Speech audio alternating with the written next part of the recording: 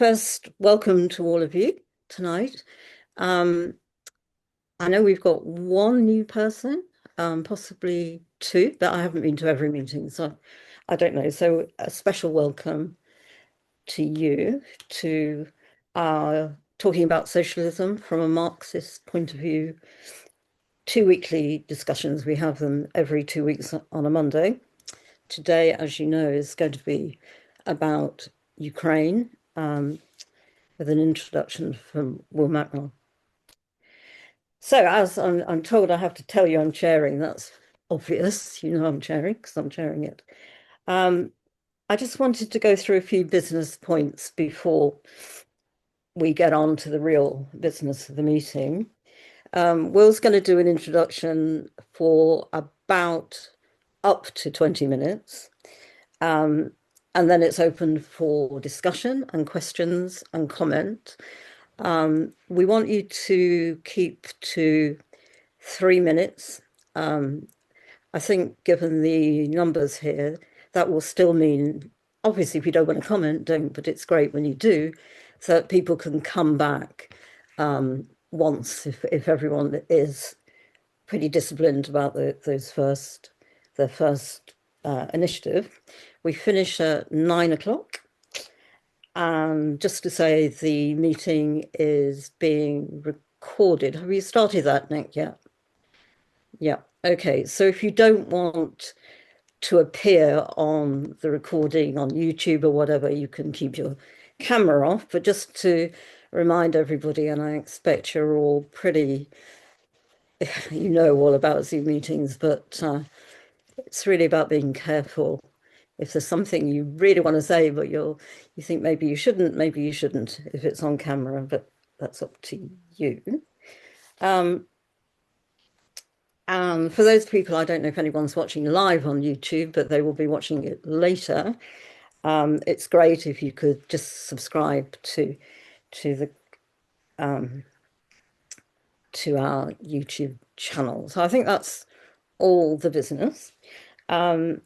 Going over to Will in a second.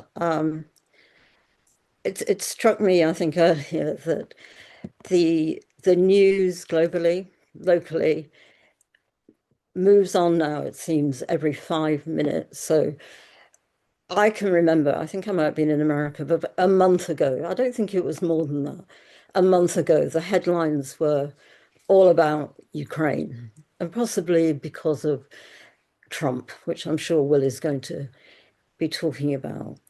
And that we all know what the headlines are right at this moment. They're horrendous headlines at the moment. But I suppose all I say is that that's life. That's life as we know it. But also all of those issues are related. And again, I think we'll be talking about that a little. So, Will, over to you. And I'll be timing you. Okay. Okay. So hi everybody. I'm going to start with a brief summary of the military state of play. As we know that this really does matter. 2 years ago last week, the Ukrainian forces launched what was called a summer offensive after they'd had 6 months of military preparation, including military supplies, troop training by NATO, and intelligence and tactical support from the United States. The idea was to reach the coast of the Azov Sea, and I'm going to share a map here because it will help. So the idea was to cut through and cut this in half and reach the Azov Sea here. By Christmas 2023, it was obvious that the offensive was a huge failure. And since then, we have in the main been witness to slow but apparently unstoppable advance of Russian state troops through the 4 regions that they claim to be part of sovereign Russia: the Donbass, Donbass, Donetsk, Luhansk, and Kherson and Zaporizhia. All the Ukrainian diversionary attacks, the most recent being in the Kursk region, have been pushed back, while the Russian Federation forces have gained more and more territory across the whole of the front. And so what you're seeing here in the lower picture is in the deep red is what the Russian forces would like to capture. This was from early 2024. There isn't a later one I could find. But at the present rate of attritional war that the Russian Federation is carrying out, they will have captured enough land to call a ceasefire by the 4th anniversary of the war in February 2026. It's been pretty clear, I think, that the only way that the Ukraine was going to defeat Russia in this kind of war was by being the kind of war that was being fought was by NATO becoming fully involved.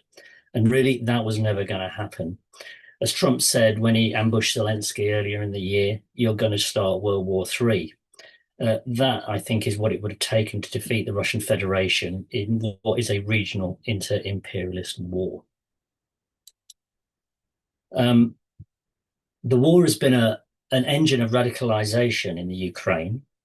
It's turned into a petri dish for the far right of various hues.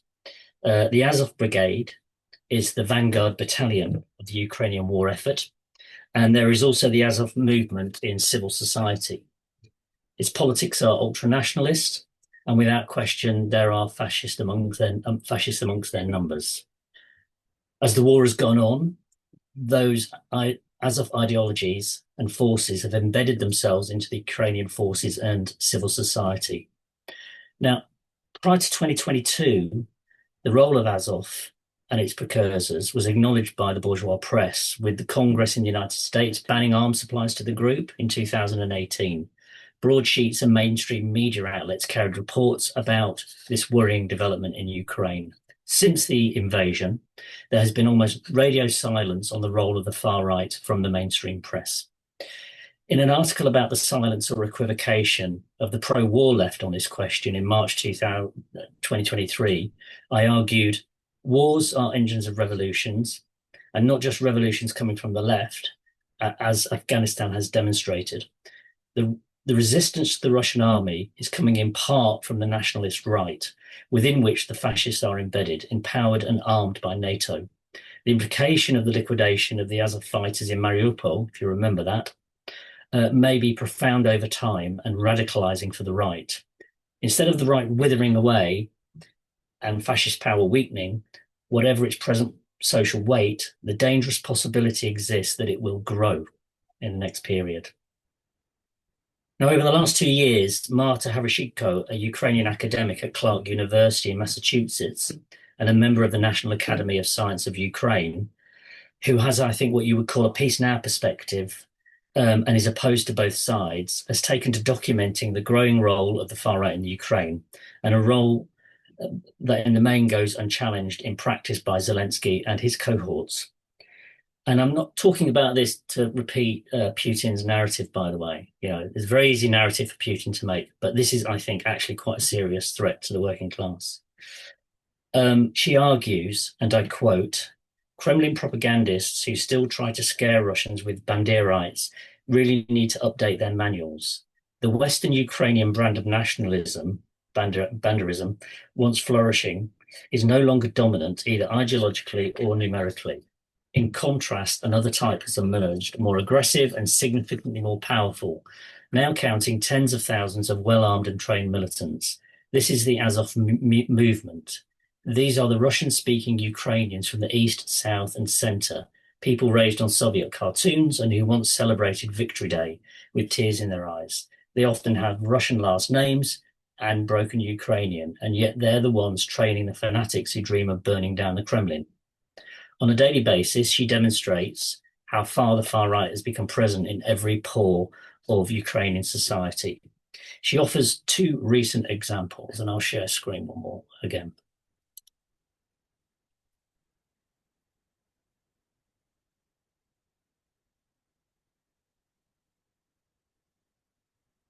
She says some of the progressive forces have backed an ethno-nationalist and militarist agenda during the war, naively hoping this will win them the loyalty of the far-right groups, but have only strengthened their hand, and now they aspire to seize political power. This photo shows one person at the recent Kyiv Pride event wearing a Stefan Bandera shirt. Now, as you will all probably know, that Bandera was a Ukrainian nationalist who was very quite fascist, really, a Nazi collaborator in World War II, including leading pogroms against Jews, and is a nationalist icon in today's Ukraine, who was no friend of sexual minorities. This is just one photo, but I think it demonstrates the level of political confusion in the face of an enormous danger, that people thought it was okay to wear a Bandera t-shirt and wave a pride flag in Kiev. The second example is Zelensky, who was presented with a book called Ukrainian Nationalism at the recent International Book Arsenal Festival organized by the Ukrainian government in Kiev. Now, the editors of this book include a guy called Oleg Odnorenko, a co-founder of Azov and an ideologue of the ultra-nationalist and racist National Social Assembly, Kolodzinski, who considered Jews to be amongst the greatest enemies of the Ukrainian nation and openly called for violence against them, and a guy called Stetsko, who welcomed the anti-Jewish pogroms in the Ukraine and supported the Nazi Holocaust. Now, these, of course, are the kinds of people who have put a gun at Zelensky's back should a ceasefire deal be signed. This emboldening of the far right in Ukraine, I believe, represents a huge political danger of imperialism's making, which threatens the working class both in the Ukraine and globally. There's another form of radicalization going on that I think that we need to know about, and that Marta Havchenko points to. Those who are refusing to fight a war on behalf of their own ruling class. About 9 months ago, I shared a Facebook post with a video of a young man physically resisting forced conscription to the Ukrainian army. I asked the question whether or not socialists should support his resistance. One response I got from the pro-war left was to call the video a pro-Russian fake. And similar things have said about the Zelensky picture, but all these things are verified. Yeah. Since then, many Ukrainians have taken to posting videos showing others resisting conscription, and a number of people from the general public joining in, trying to help them resist the conscription officers and intervening on their behalf. Now, personally, I stand with the war resistor who doesn't wish to be conscripted. And for me, the question for the pro-war left is what's their position? And I did put this out there, and the only proper answer I got, after people saying this is a fake, these are fakes, yeah, was that this is for the Ukrainian people to decide whether or not this person should be allowed to resist or not, which is a formula so diplomatic as to be irrelevant and is of course, devoid of any class content. So what about the forces of imperialism? I think it needs to be noted that even when the Ukraine had the backing of both the United States and the European Union, those powers who set the stage for the war with their expansion of NATO and the arming of the Ukraine in preparation for its entry into the military bloc, even with that backing, they were unable to deliver a decisive blow to Russian forces over a 3-year period, even when Moscow looked like it was on the back foot. But once Trump won the election, it was clear that A, the Ukraine could not win, and B, he had bigger fish to fry, dropping the Brzezinski plan, which was basically to try and break Russia up into a series of federated states, with a focus on what he has always made clear is his main enemy and what he believes to be the main enemy of the United States, China. And we should remember, actually, I mean, obviously Trump is a very bad man and we want to get rid of him. But this, of course, was also Barack Obama's position with his foreign policy pivot towards China in 2009. So Trump had just switched to a different ruling class strategy. Now, for the thinkers behind Trump, what this strategy means is A, breaking Russia from its alliance with China, B, getting payback for the US's role in supplying Ukraine through the mineral rights deal, C, calling for an increase in military spending across NATO to 5%. Now, Trump's position about 5% is a very clear response to the comment made by the EU foreign policy chief, Kaja Kallas. This person is the former Prime Minister of Estonia, and on 3rd March 2025, who said in an unguarded moment, as an aside in a press event, if we can't beat Russia, how can we beat China? For Trump, the EU is the US eastern flank against China. For its own part, the European Union isn't capable of defeating Russia and Ukraine, as in fact, very accepting of the war drive that Trump is advocating for at least, I think, 3 reasons. Some will see it as a platform to build a European Union with a military force as an imperial bloc in its own right, not beholden to the United States. And this has been the dream of many in the European Union to establish it as its own imperial power. Others, many know that they have to make a deal with Putin, given the outcome of the war. The outcome, I think, is fairly obvious now. Lastly, there are those who believe that the European Union needs to reach for a form of military Keynesianism. Now, one of these is Yanis Varoufakis, who put it like this, I'm paraphrasing: German and wider European rearmament is a solution to the crisis of 2008. He argues that the EU has net zero investment since the crash, net zero investment. The problems of deindustrialization has led the EU to moving to the right because of an absence of a viable left and that lack of investment. I think we can see very similar things in Britain with reform. It's the same pattern. And also both the EU and Britain seem to be following the path down which the US has gone. So the European Union's version of the Green New Deal, that light of Europe, that progressive Europe that people pointed to, that Europhiles point to and say, look, Europe is progressive, that has basically been binned and replaced by military Keynesianism. In terms of Russia and what it's doing, Vladimir Putin has come out of this hugely strengthened, as has Russia in terms of global power politics, with it seen by many as a bulwark against NATO expansionism, because NATO, of course, is a global project. It's not just a European project. The Russian ruling class is also a big winner. When the West evacuated, Western corporations evacuated from Russia when the war started, the capitalist class, Russian capitalist class, benefited from that enormously. Mopping up lots and lots of cheap capital that they could get because of the evacuation, and made great profits out of it. In addition, Ukraine ranks in the top 10 globally for its stores of iron, manganese, titanium, graphite, and uranium. It's also had some of the largest coal, oil, and gas reserves in the world.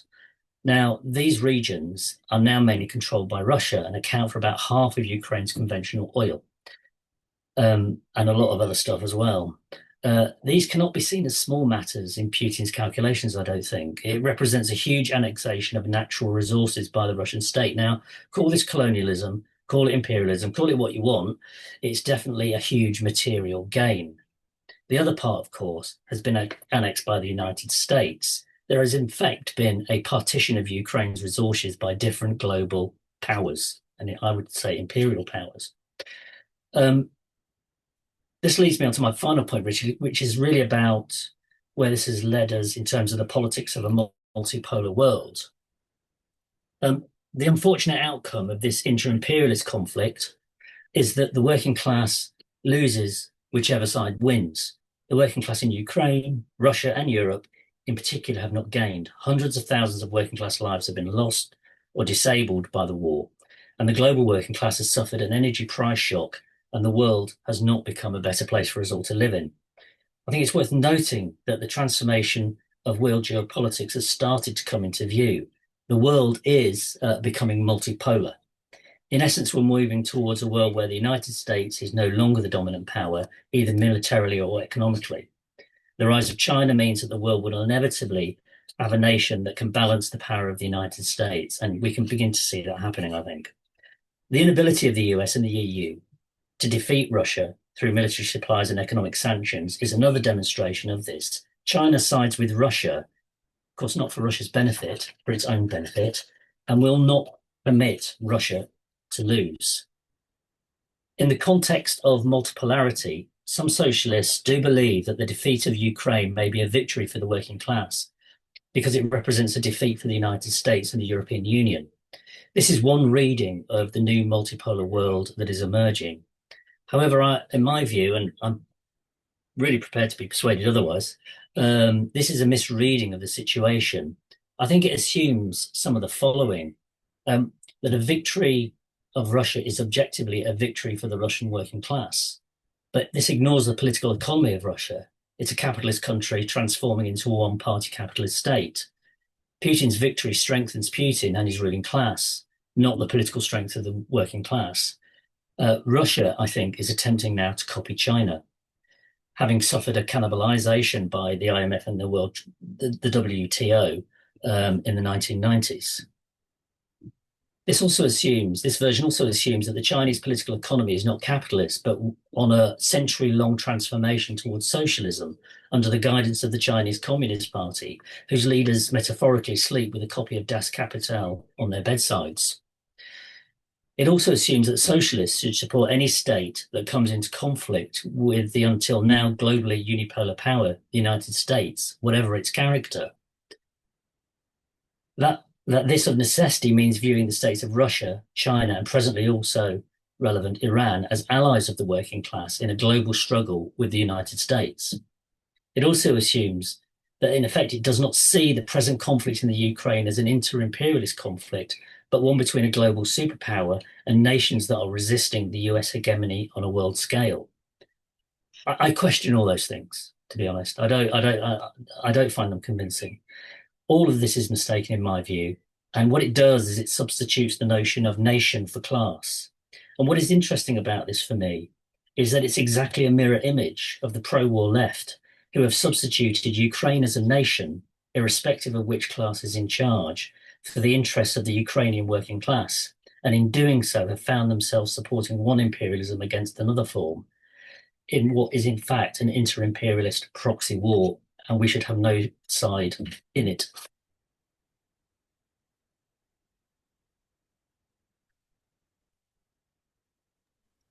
Thanks very much, Will. And you finished just before you had to, so that's really good. There was a lot in there. You packed in a huge amount. And I wonder if people would like, obviously, to follow up anything you said, but I thought what was particularly interesting really was looking at the kind of wider geopolitical politics of it, and particularly from the perspective of socialists and very different perspectives that, in a sense, reflect, I think, what's going on in the broader left, not the Marxist or communist or socialist left, that even looking just in the UK, there has been a very clear split, I think, around the question of Ukraine. So you've got, for example, on one side, you've got, I think, largely the trade unions, and someone like John McDonnell is a leading light in the UK Ukraine Solidarity campaign. And on the other side, I think you've got the kind of mainly Corbynite left. So Ukraine is very complex, it's very contentious, from, that part of the left to the left I think you were talking about. So opening up, we haven't got anyone with their hands up yet. I bet you're thinking a bit about what Will was saying, but if you want to contribute, you can use your mechanical, whatever you call it, manual hand, or wave if you can't do that. We've got two people, and just to say as well that in the chat, Frank Kavanagh made some interesting points. You may not want to elaborate on those, but if you do, that'll be great. And you've written something there that I cannot see, so I don't know if anyone else can see it, but I'm sure at one stage you'd like to tell us about it. So starting with Peter Kennedy, and then Jeff. 3 minutes. Okay. Yeah, just a short point. Well, before my point, just to say thanks to Will for providing, making sense of a very complex issue, really, in the Ukraine, bringing attention to, the dynamics of the Ukraine, its rightward shift, and the way, there's the Zelensky regime as being kind of subordinated by the right, the quasi-fascist right. It brings up the question of national independence, and I suppose I'd be interested to see what Will has to say about this kind of slogan that we have in Marxism, which we carried with us for so long, and whether that still applies in the world that we live in. Obviously, you don't think it applies to the Ukraine. The other thing is that I suppose like I'm still thinking about what you're saying, but another question that springs to mind is what is the role of communists? What is the role of the working class at the moment, given all that you've said about this particular war, and by extension, the kind of geopolitics around Russia and China. So we don't see any way forward with China, as you mentioned. China's not a socialist alternative. So I'm just trying to think, what do we have this, revolutionary defeatism, for example? Is that what you're arguing? So I'll just leave it at that. And thanks for the outline that you give. Thanks, Peter. Jeff. Yes, I think were very interesting points that were made, and I think it was a very strong introduction. I can't say I agree with all of it. Some good points. The EU is not some wonderful force because it opposes the USA on certain things. It is, and always has been, a capitalist power. My main concern is how does the working class get its voice? And the great danger with these kind of global analyses is that the working class appears simply as a series of pawns to be moved around by big powers on all sides, and never once appears as an independent force.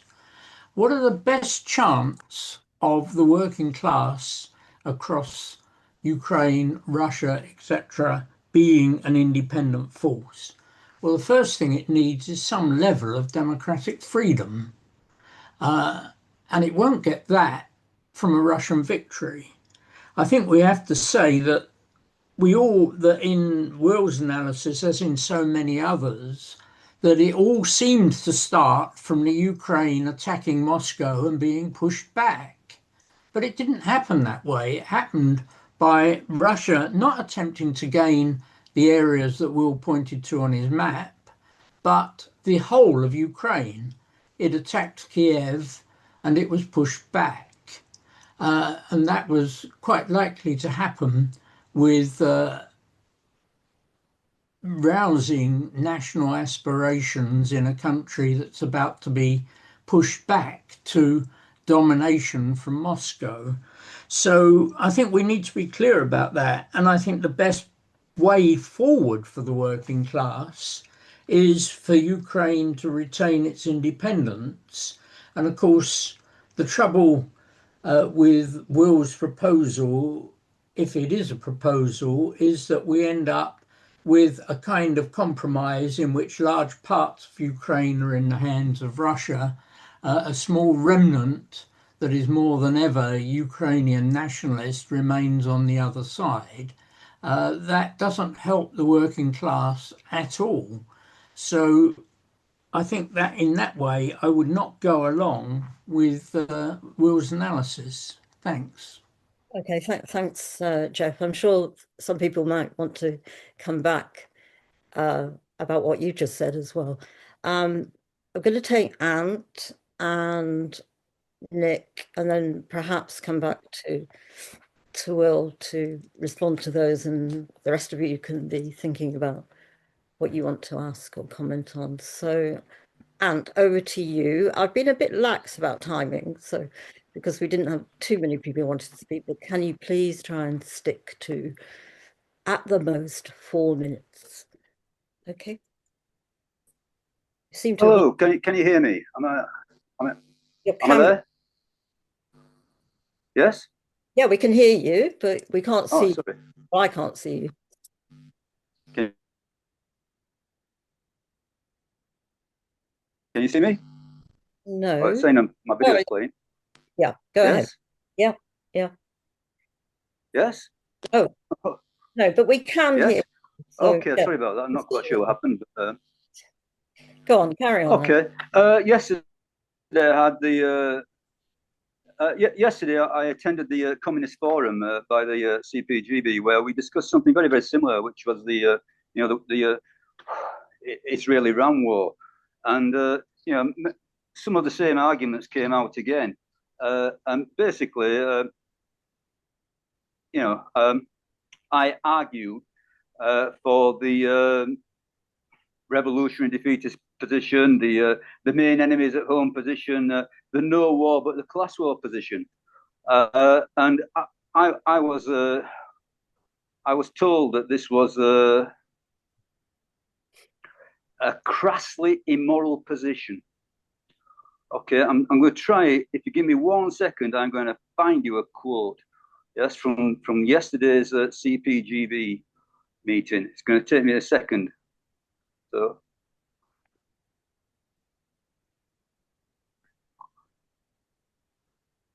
It's taking me longer than I thought. Anyway, basically, I was told that the no war but the class war position is a crassly immoral position.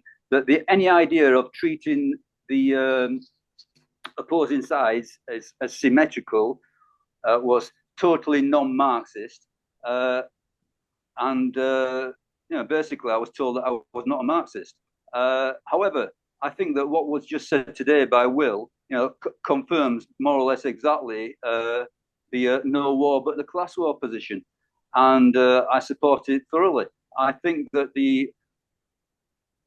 hold on, I've got the quote for you. It's not very long, so stop me when you need to. But very briefly, this is a quote, yes, from Moshe Machuba. Very briefly, I don't recognize this kind of Marxism that takes no interest, takes no position in a war unless it's a class war. I don't think Marx would have recognized this position. There is such a thing as a colonial war. The situation in the Middle East, including the Israeli attack on Iran, is within the context of a war of colonization in which Israel is a colonizing state. If you take a symmetric attitude to both sides, the colonized and the colonizer, then if it were Marxism, I would not want any part of this Marxism because it is an immoral position, simply crassly immoral. But it isn't a Marxist position, and it isn't something that Marx would have recognized, end of quote. But I'm going to say that the exact Marxist position in our period, a period where imperialism is leading us to World War III, is precisely no war but the class war. The working class cannot take sides with any capitalist ruling class formation whatsoever. The only option for the working class now, the only progressive move for the working class is to take up the class war and for the class war to take on political dimensions for the abolition of capitalism. Thank you very much. Thanks. And actually, I was at that Sunday forum as well. I might come back myself later. We've got Nick and then Soraya, and then I'll go back to Will, and you can respond to those points, and maybe other people will want to come back after that. So, Nick. You're muted. Yeah. Thanks very much, Janet. Thanks, Will, for what I thought was an excellent, compact introduction, and I agree with it entirely. Just to comment on Ant's point, I don't understand the context of what you've just said. I wasn't at the meeting, and in a sense, it doesn't really help to report what was said at another meeting, which we weren't involved in. In terms of this discussion, I think it is extremely important that we understand what is the strength or weakness of the international working class, what we can and can't achieve at the moment, and what's taking place. And I thought that Will did the second part of that extremely well. Didn't have time to comment on what we can do. And I just want to come back at Jeff in respect of 2 or 3 of the points that he said, because he said that what we need in Ukraine is a level of class freedom that won't be achieved from a Russian victory, as though Will had advocated that. Will didn't, at least what I heard. And my position is that the international working class and Marxists should oppose both sides in this struggle for the reason that Will has set out. It is a battle between rival imperialisms or aspiring imperialisms, and it's part of a global struggle for hegemony between different powers, and Will's dealt with that extremely well. And we should not be seduced or lulled into supporting one side or the other in those struggles, but to try to explain that there is a necessity, a pressing necessity for the international working class to find its voice and to find its strength. Now, that is difficult in the present circumstances, particularly in the Ukraine and in Russia, because as Will explained with regards to the conscript resistors, a working class voice that puts forward a Marxist position of opposition to Zelensky and the fascists who back him, as well as opposition to Putin and Putin's Russia, is very difficult to say. The same in Russia. Those brave people that came out at the beginning of the war and protested and were rounded up and brutally beaten up and imprisoned, I stand with them, just as Will stands with the conscript resistors. There are people on the left, and we may hear some more arguments in this, from the opposite point of view of Jeff.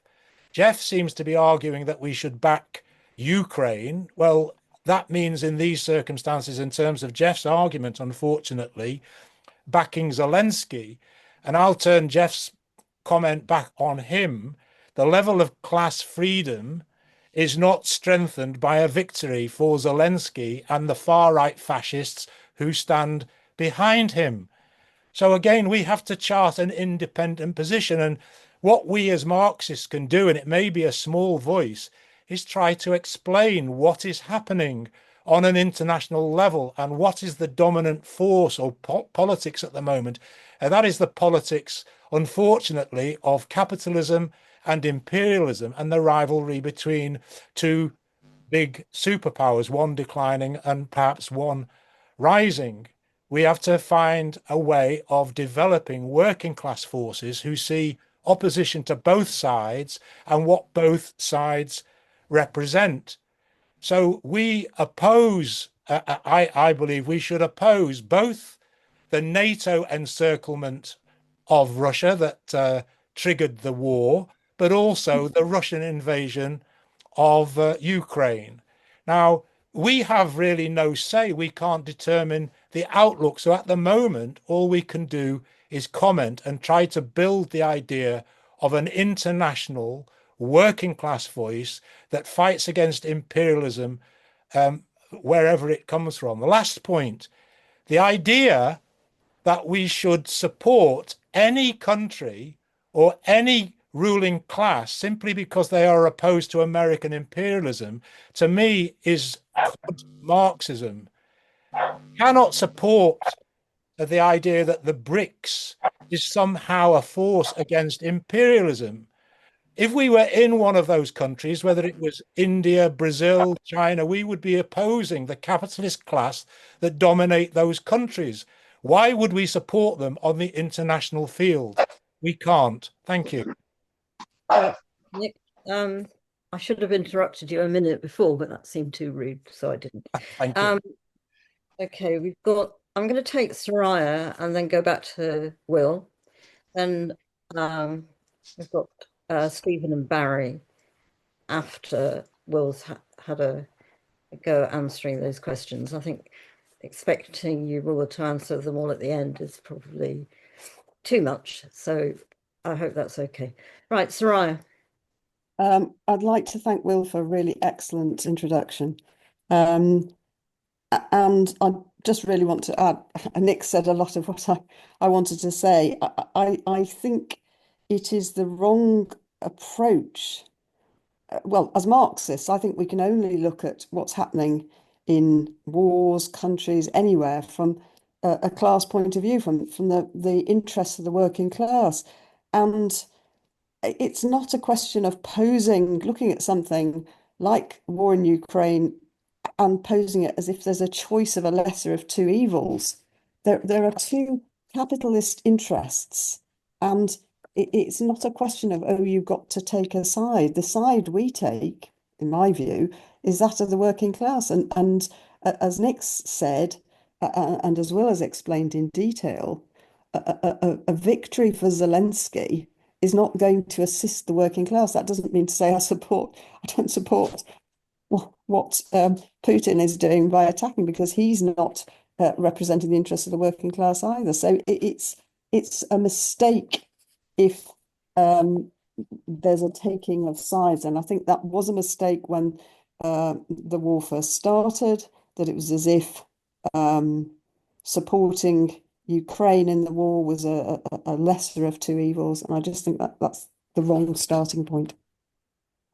Okay, thank you, Soraya. Will, do you want to? Yeah, I mean, I think we're the world in which we're living is changing so radically and so quickly. We're having to find kind of new coordinates, right? And I think we should, and I don't feel like I've completely worked out in my own head what I think about it. And it would be good for us to have a conversation about that, about the kind of issues of multipolarity and what Marxist position on it is, and how it relates to the various wars that are going on at the moment. I don't necessarily put myself in the position of Peter of saying that national independence isn't an important thing. Yeah. And self-determination. The problem is, for me, with what's happening around Ukraine, was Ukraine is a battlefield for different imperial interests. And one of the imperial interests, and what we used to call a comprador ruling class, yeah, that is basically subsidized on the political line of and subservient to imperialism, is leading one form of imperialism, is leading a notional national struggle. And I don't think that's what's going on in Ukraine, actually. And I think that if we thought about it in terms of, if there was a strong working class in Ukraine that had a political line that says, we don't want to go to war with Russia, we favor, the people of the Donbass or wherever having a right to self-determination, whatever it is, we'd rather have said in Ukraine, if there was a working class that could present itself as a national formation, yeah, we might be having a different discussion. But that's clearly not what's going on in Ukraine. It's a war led by the bourgeoisie, yeah, and it's a war with the local bourgeoisie backed by an international bourgeoisie, and opposing another kind of colonial imperial power. So we're in a really sticky position on this stuff, because the left is on the back foot internationally, and the left is very weak internationally, and it's a very uncomfortable place to be. And one of the ways out of this is to kind of psychologically think we have a side, and the side is being against the Americans, yeah, and against the United States and the EU, and to imagine that there is a block of forces, the BRICS, that can bring progress merely by the fact of undermining the United States. And I think, as Nick was saying, I just don't think that's true, and I wish it was, but I just don't think it's true. It's a comforting thought, but not a real one. Jeff, I don't want Russia to win.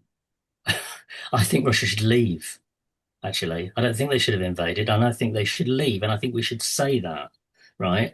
I take no side in this war. I don't want the Russians to lead. It's just that often we're placed in a position of having a political discussion where we have no levers. And I feel for the internationalists in Ukraine and in Russia who are facing an almost impossible situation.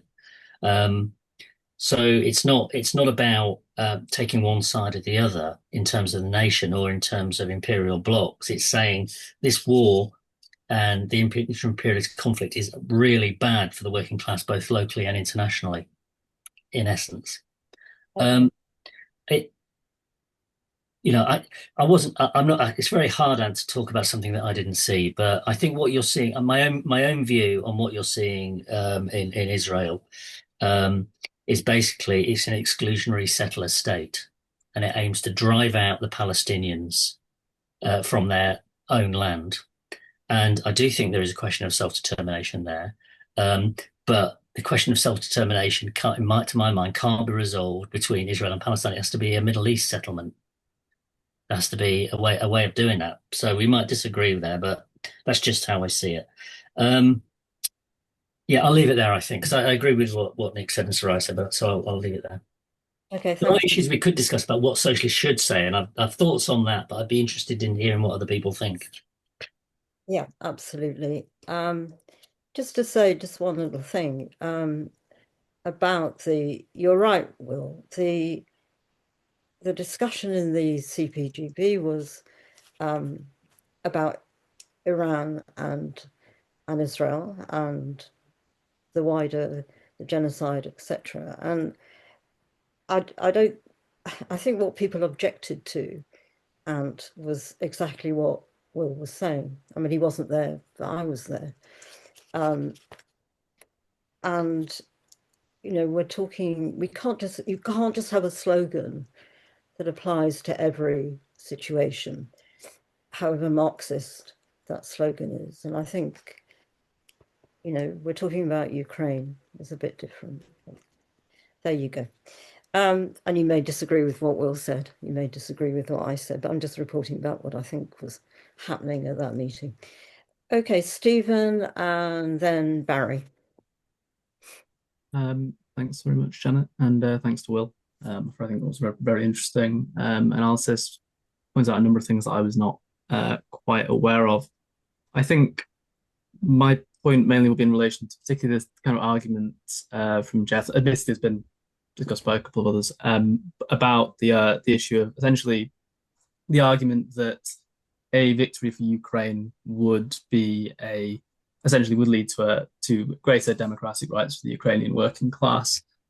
I think personally, there's a lot of reason to doubt that quite significantly. And I think there are a number of things that you can point to that kind of are either pre the war or during the war. The first is I think it was about 10 years ago, the restriction on any sort of communist symbols, the banning of the Communist Party of Ukraine, on essentially the charges, the allegations were essentially that it was supporting Russian separatist forces, which I'm not sure were necessarily clearly evidenced, and there were suggestions beforehand, from my understanding, that they were planning to ban it even before these allegations suddenly came to light. The second is in relation to the restriction of trade union rights, which has occurred over the course of the war. Now, some of this is not necessarily distinct to Ukraine in particular. This is often the way in which capitalist states fight wars. But I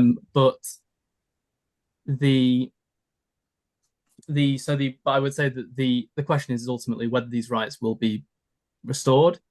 And I think in the context of, I think as Will outlined, I think completely correctly, the situation that the Ukraine is essentially the moment a field for a variety of capitalist interests, be it from Russia, be it from the EU, be it from the US. I don't think the likelihood is coming out of that there is going to be a vast extension of democratic rights, possibly more likely a significant restriction of them. To me, and ultimately at the end of the day, the question of democratic rights, from my understanding, really is a question of struggle. Our democratic rights in most countries were not won through the victory, through the assistance of US imperialism, by and large. They were won through the struggle of the working class for those rights, which, to my mind, ultimately poses the same basic question, whether it's a Ukrainian or a Russian victory, really, which is that there is the need for organization of the working class in Ukraine, in Russia, in the US, in the EU, etc., coordination towards the efforts of establishing ourselves essentially as an independent force from our own ruling classes. I think that personally that begins with stating clearly what the war is about, what the interests are behind it, which I think Will has done. That's all from me. Okay, thank you. I don't know about this whiteboard thing. I'm not a host, actually, so I was just going to ask Janet, why have we got? I don't know. Nick's a host. I'm not. So I don't see it anymore. I see all of you. So I'm not quite sure what are all of you seeing this whiteboard? No? You can click the top right. There's a square that says leave. It's a red square on the top right. Are you saying that to me or to Soraya? To the meeting. If you've got the whiteboard at the top right, there's a red square you can click with a cross saying leave. Well, I haven't got it, so Oh, right, okay. Okay, sorry about that. Right, Barry and then Tobias.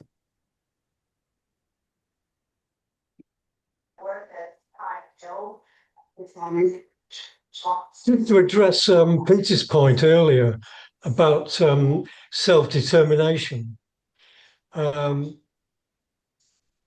think self-determination is a bourgeois demand, and even Lenin didn't see it as an absolute.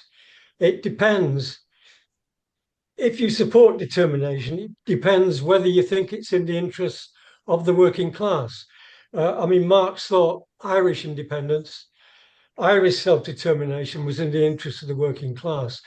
But in most cases, it probably isn't.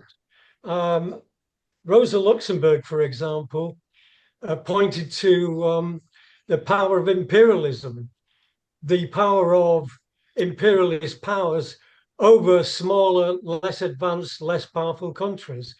And she asked the question, is real independence possible given the power of imperialism over those countries? And she said the ideal of self-determination was a bit like eating off gold plates.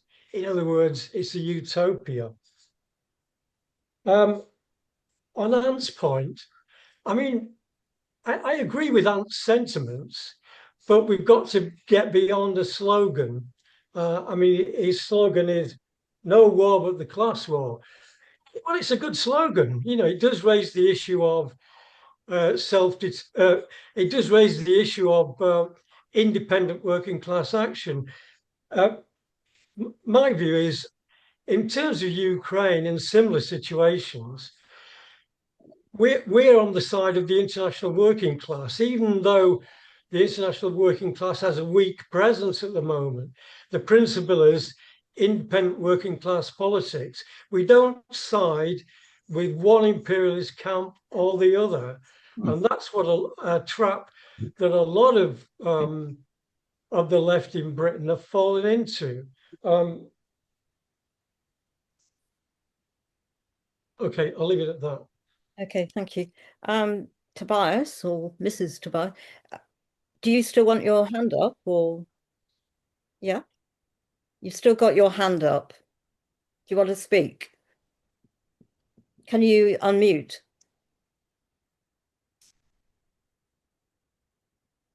You're muted. I think you should be able to hear us now. Yes. Okay. Yeah. Okay. I don't know which one of you wanted to speak. So Toby, not me. Toby. The thing I start off with saying, I'm afraid the man I'm talking about, quite an elderly Ukrainian trade union leader, I'm afraid I don't remember the name, but I read in an Italian daily paper that called itself a communist daily manifesto sometime in the last fortnight, that this guy who I don't think this guy was a communist or anything like that. And he had been, on the clearly a supporter of the Ukrainian side in the war at the start.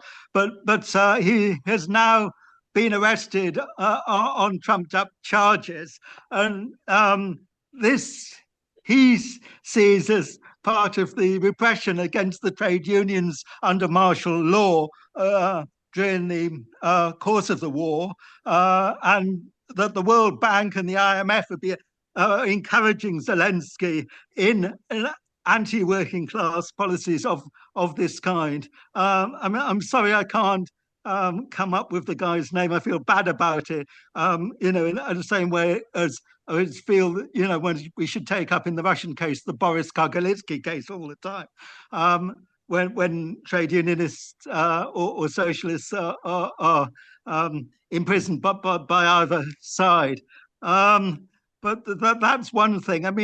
It's part of a general thing that Zelensky, banned not only, I think, the Communist Party of the Ukraine early on, but there was something called Borotba, which wasn't an Orthodox communist organization, wasn't a Stalinist organization, that I remember in 2014, and they got banned.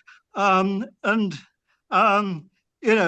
parties were banned fairly near the start of the war by Zelensky. I really do not think there's anything remotely democratic or pro-work. There is repression against the working class, organized or semi-organized, and there's political repression generally. There's nothing democratic about Zelensky's Ukraine, in my view.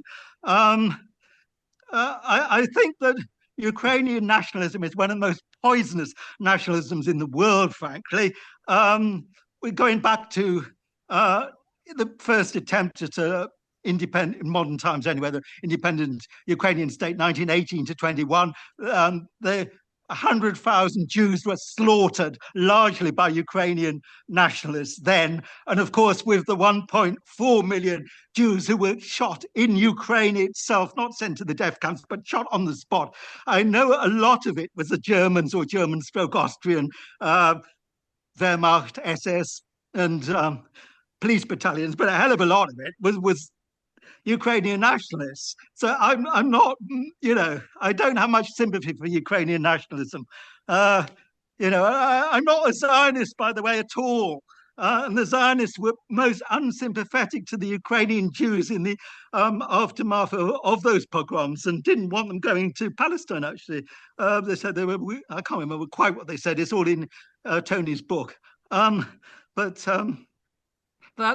my position there. On the question of Russia and China, look, China is an imperialist power, I accept that.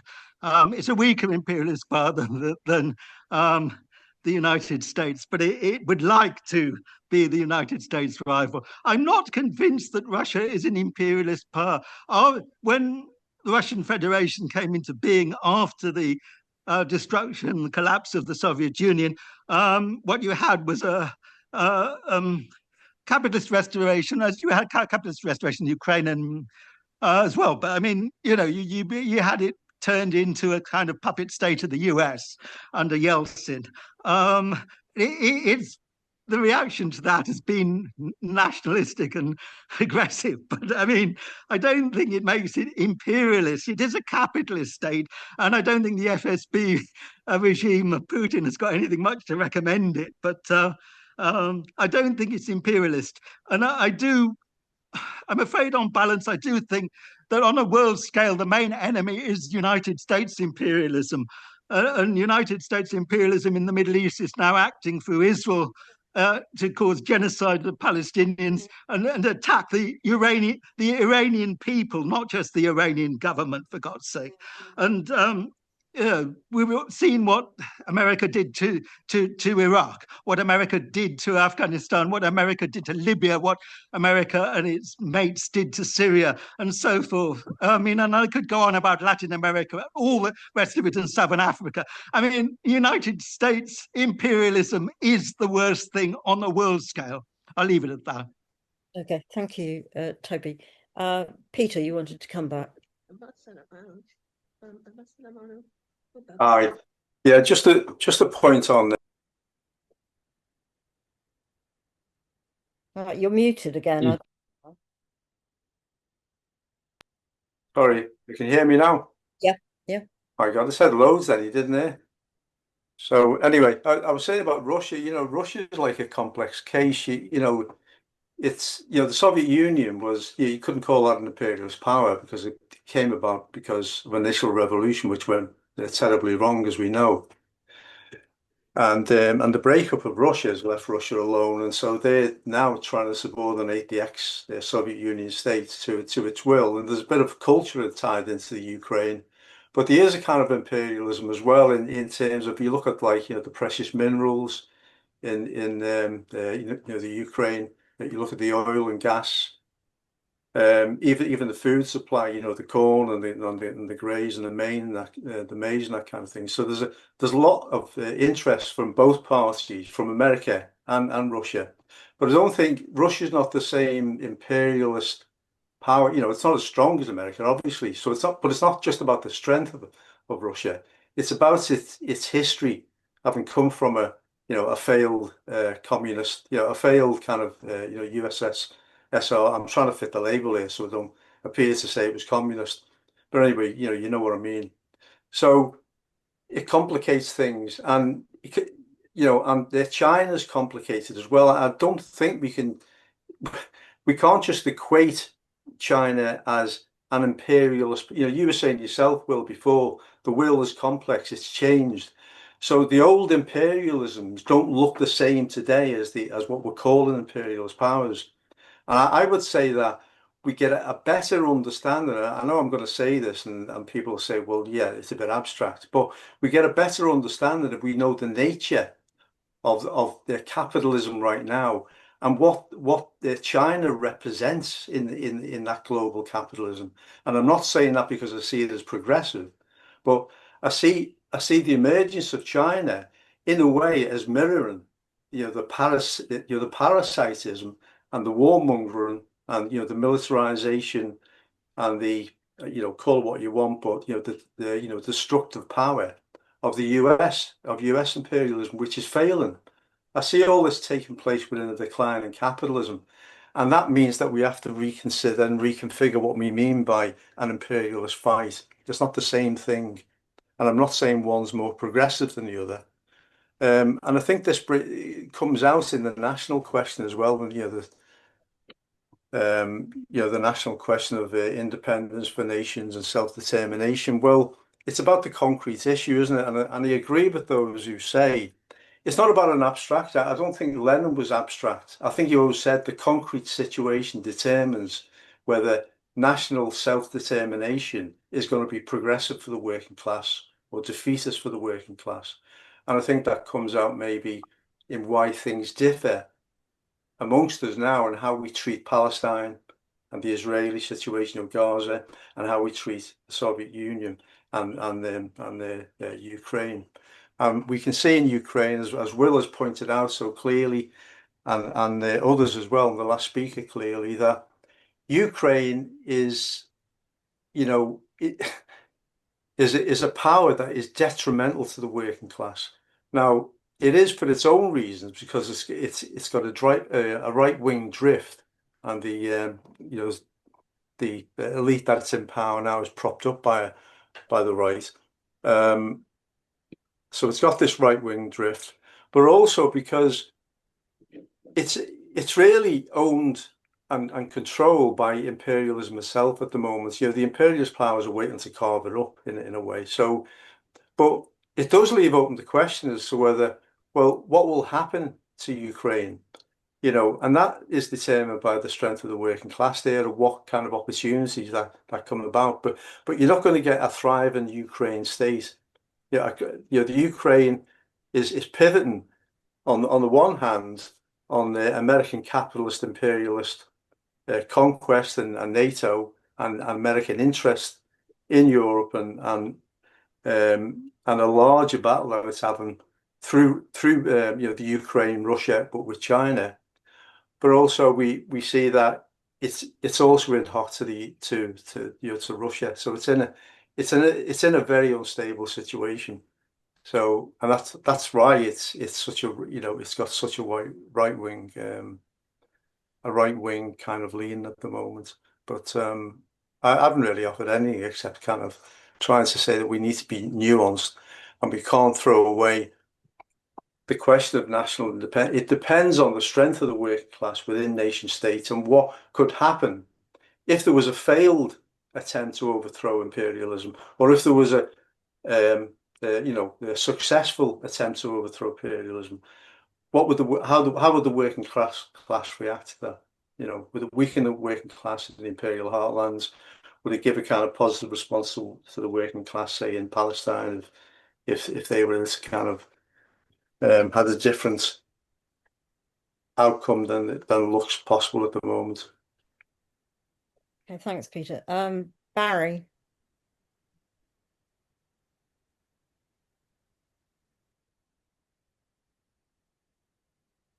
Just this point about the main enemy being US imperialism. The problem with that view is then you tend to locate yourself between all those powers who are opposed to US imperialism and US imperialism. So it leads you often to supporting quite reactionary regimes in the past, Syria, Iran, for example, or even Russia. So you get involved in supporting the most reactionary politics if you simply focus on one imperialism, US imperialism.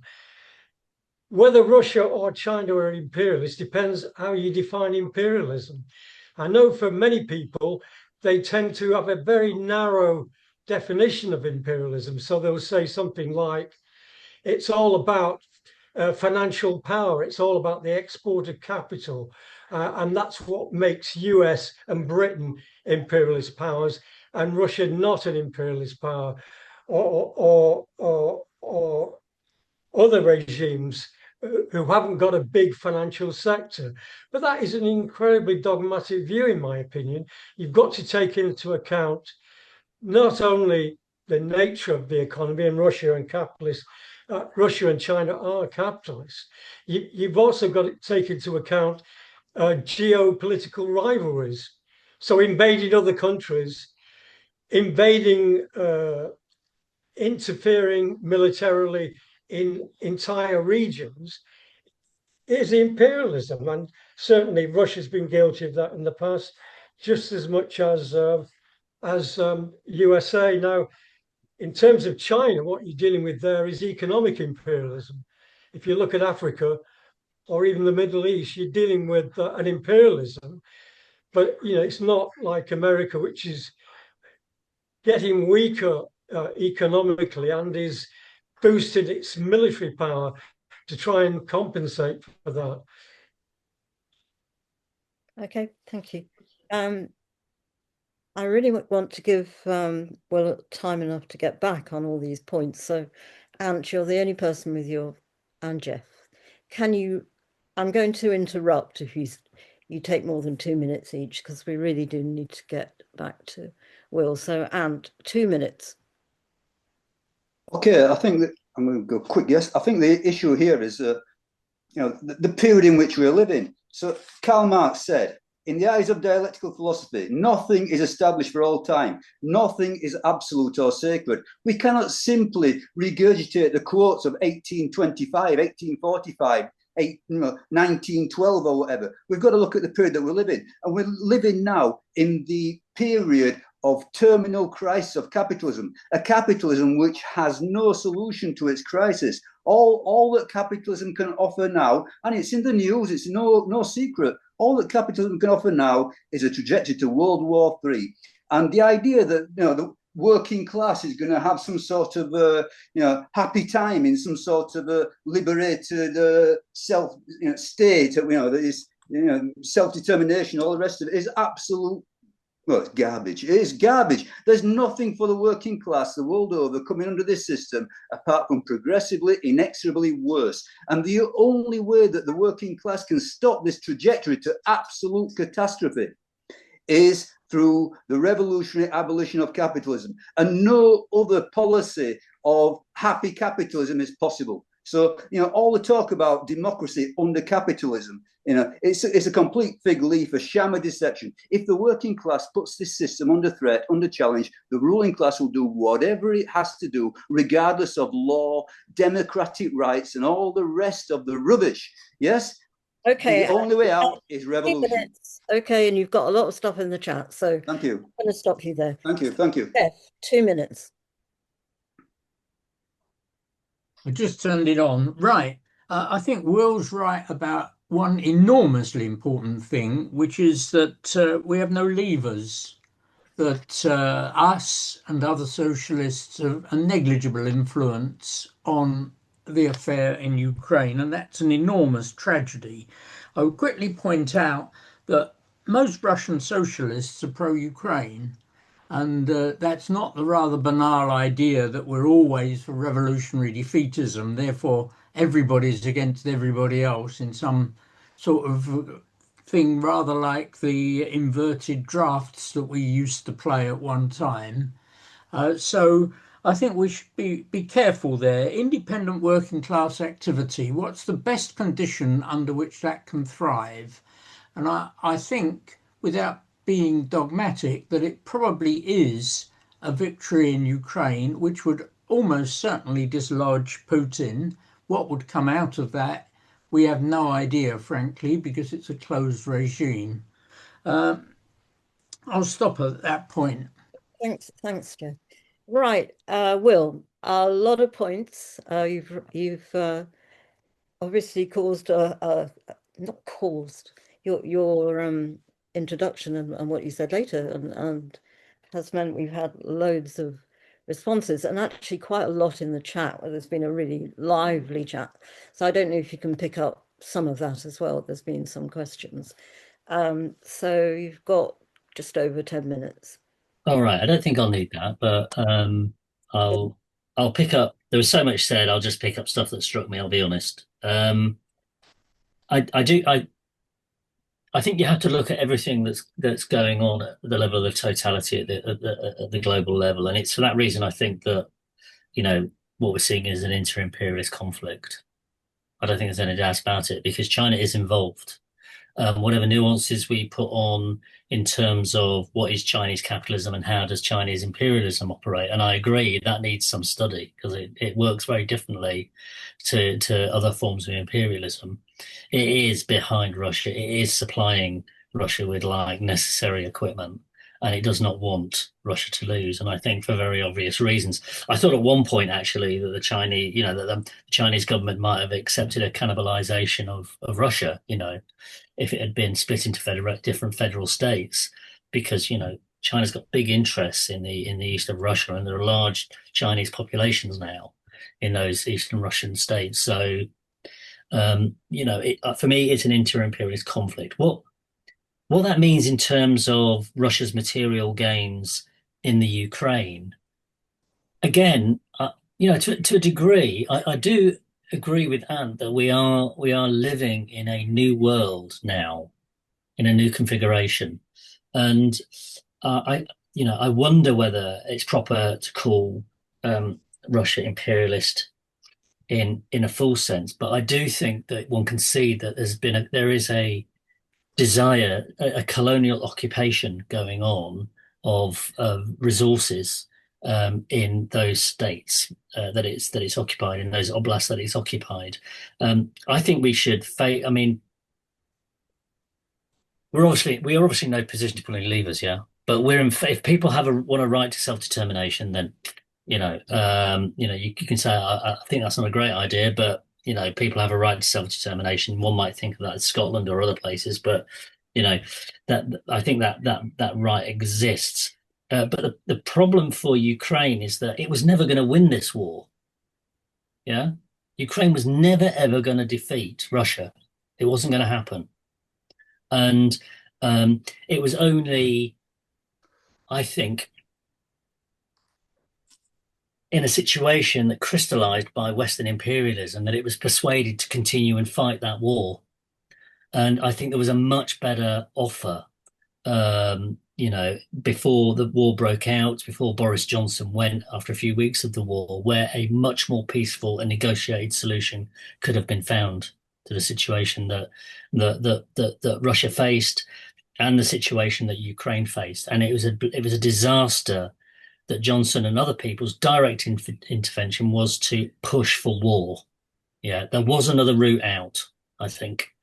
There just wasn't the political, power to introduce that. And one can imagine, if one wants to play imagination, had you had a government along the lines of the Corbyn government, how things might have been very different, actually, and how different it might have looked.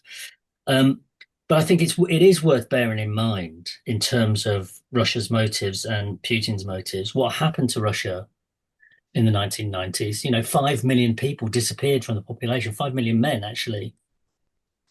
Its population dropped by 5 million. And there was a reason for that, which was that the IMF and the World Trade Organization basically declared class war on the Russian Federation working class through a massive privatization program. And it was a huge political disaster. Millions died. Millions were driven into poverty. So it's unsurprising that the ruling class, of whom Putin is the personification, do not trust a word that NATO or the European Union say. Because they were set on cannibalizing Russia for their kind of globalized capitalist political project. I think the labor movement in Ukraine is led by people who are, in the main, in favor of the war and support the war. But I'd love to hear different. But I don't think that should be a guiding meter on what your political position on it is, because trade unions, unfortunately, do have a history of backing national wars.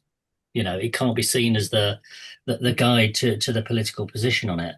And while that's been going on, of course, as has been pointed out by other people, there's been a huge crackdown on working class rights in the Ukraine, and an increasing amount of inequality in that country. So none of these things, there are no easy, quick fix solutions for Marxists in these situations, but to just try and do our best to argue what we see in terms of the inter-imperialist conflict, how we want to see working class independence, how actually the Ukrainian working class has the same interests as the Russian working class, and how that unity should be built, and how workers killing each other in this war is they're killing each other for bourgeois interests, and we should not be supporting that, and workers shouldn't be supporting it. I think there's things that we can say, that first of all, what we know is that the Ukraine is being asset stripped, and we know that it's going to be a country which is debt burdened for decades to come. There's no doubt about that. The Americans want their piece of the pie. The Russians will want their piece of the pie, but the Americans and the European Union will treat it as a debt burden that the Ukrainians have to pay back. So they're going to be impoverished for a very, very long time. And the only answer to that is to say, and many of the people who support Ukraine in this war on the left can surely get behind a slogan which is about these debts should be cancelled.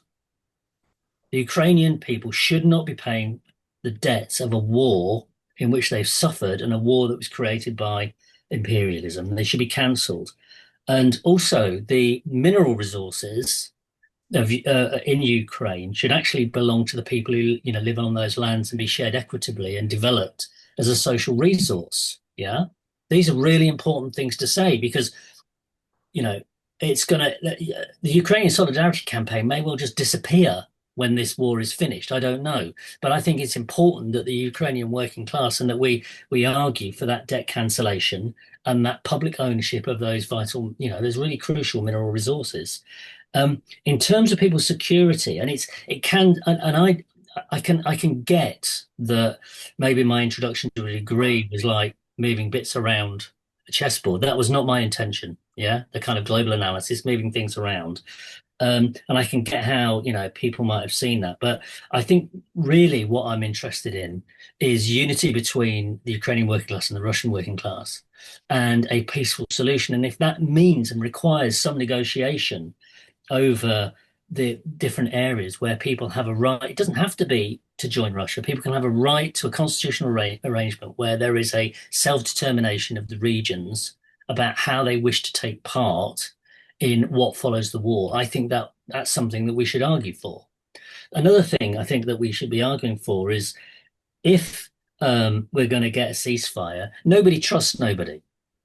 If there's a ceasefire and the war comes to an end, one of the principal bases should be for a demilitarization. Yeah. There should be an agreement that, NATO, that the Ukraine is not going to join NATO. There should be an agreement that Russia withdraws its troops out of that country, so that the Ukrainians don't feel threatened by another Russian invasion. I think that's naturally. It should also be the case that we should support, and countries should support, the civil development of the Ukrainian economy. But we would argue, of course, under workers' control, under a socialist project. That's what we should be arguing for. Otherwise, you stay silent, and I don't think we should stay silent on those questions. And I think there are things we can say, and we should start saying them. Okay. Will, thanks a lot for the introduction, and really for answering or commenting on a lot of very interesting and some controversial comments that people have put forward. There's a lot more in the chat, so if some of you want to carry on that debate, please look at the TAS YouTube channel where this video will appear, the Facebook page and the website, because there's plenty of opportunity for you to comment further. And I think it'd be a shame to lose some of the points that you've been making. And actually, maybe we need a discussion at some stage about the nature of imperialism, nationalization, and nationalism, and so on, because it certainly gets people going, and it's clearly very important. And thank you all for coming and for contributing. I don't know that's not me. Barry, can you mute for just a second? I think it's probably you. Right, I just want to say, just before we finish in a minute, our next two meetings, the next one is in 2 weeks' time on the 30th of June, which is going to be a discussion on a draft program for a united communist party. So what should be in that program? What's the purpose of a program in the context in which we find ourselves? And how would we use it? Not simple. Some of us would know that from the last few weeks, but I'm sure it would be a very interesting discussion. So I'd love to see some of you here again then. And the next one in 2 weeks after that is on the 4th of July, which is Bastille Day. So it's a discussion on the French Revolution. What was its significance? How can understanding what was happening there, how can it help us in understanding really a bit more about where we are now? And I don't somebody who's an expert that Nick knows in the French Revolution, so that should be really interesting. So I hope we'll see you again. And Nick, I don't know if you want to close the meeting, because I don't think I can do that. So thanks again. See you again. Bye-bye.